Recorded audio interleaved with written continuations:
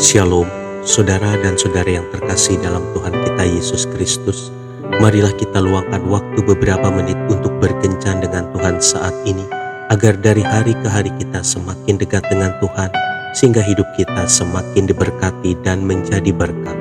Pembacaan dari surat pertama Petrus bab 3 ayat 3 sampai dengan 4. Perhiasanmu janganlah secara lahiriah, yaitu dengan mengepang-ngepang rambut, memakai perhiasan emas, atau dengan mengenakan pakaian yang indah-indah. Tetapi perhiasanmu ialah manusia batiniah yang tersembunyi dengan perhiasan yang tidak binasa, yang berasal dari roh yang lemah lembut dan tentram, yang sangat berharga di mata Allah. Demikianlah sabda Tuhan, syukur kepada Allah. Saudara dan saudari yang terkasih dalam Tuhan kita Yesus Kristus, di zaman modern ini penampilan sudah menjadi tuntutan bagi semua orang. Beberapa menganggapnya sebagai pembangkit rasa percaya diri, yang lain menganggapnya sebagai penentu penerima diri, sehingga tidak sedikit orang berlomba-lomba untuk memperbaiki penampilan. Mulai dari mengubah fashion dan hairstyle menjadi kekinian, bahkan sampai mengubah bentuk anggota tubuh hingga sulit dikenali. Pada dasarnya memperbaiki penampilan atau memperindah diri tidaklah salah. Dari segi estetika dan kesehatan tentu hal itu baik. Namun jika sampai menggunakan cara-cara yang tidak wajar atau ekstrim demi memperoleh penampilan menarik, inilah yang salah. Tetapi terlepas dari benar salahnya, seharusnya penampilan luar bukanlah satu-satunya yang utama untuk diperhatikan, karena ada yang jauh lebih penting daripada itu. Alkitab dengan jelas berkata bahwa segala perhiasan dan keindahan secara lahiriah suatu saat akan habis. Segala sesuatu mengenai keindahan yang tampak di luar hanyalah fana, tetapi yang kekal, yang tidak akan binasa, justru adanya di dalam diri kita. Inilah kecantikan yang kita kenal dengan sebutan inner beauty. Kecantikan yang mampu membuat kita bersinar dan jauh lebih berkesan dibanding penampilan fisik kita.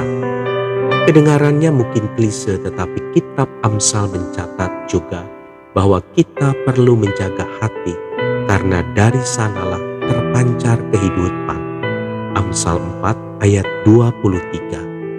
Saudara dan saudari yang terkasih dalam Tuhan kita Yesus Kristus, seringkali manusia memang tidak menyadari bahwa keberadaan hatinya lah yang membuat dirinya memancarkan daya tarik sendiri. Bagaimana seseorang berbicara, bersikap, dan memperlakukan orang lain, semua lahir dari dalam hatinya.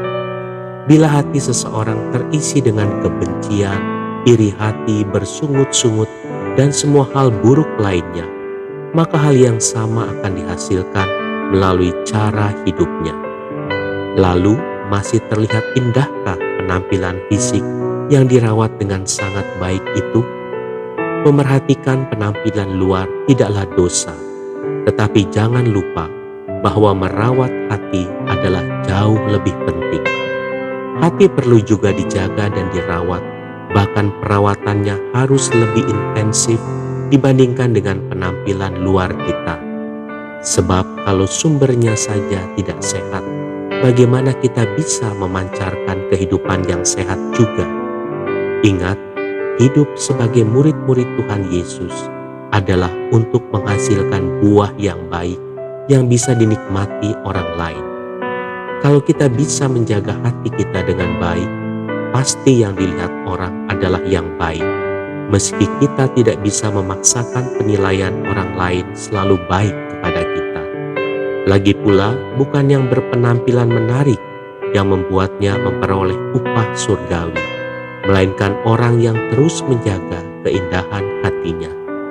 Jadi, rawatlah sesuatu yang mengandung nilai rohani tinggi. Tuhan Yesus memberkati. Marilah kita berdoa dalam nama Bapa dan Putra dan Roh Kudus. Amin. Tuhan Yesus, terima kasih karena telah mengingatkanku kembali akan pentingnya menjaga hati. Bersihkanlah hatiku agar semakin hari semakin berkenan kepadamu. Amin. Dalam nama Bapa dan Putra dan Roh Kudus.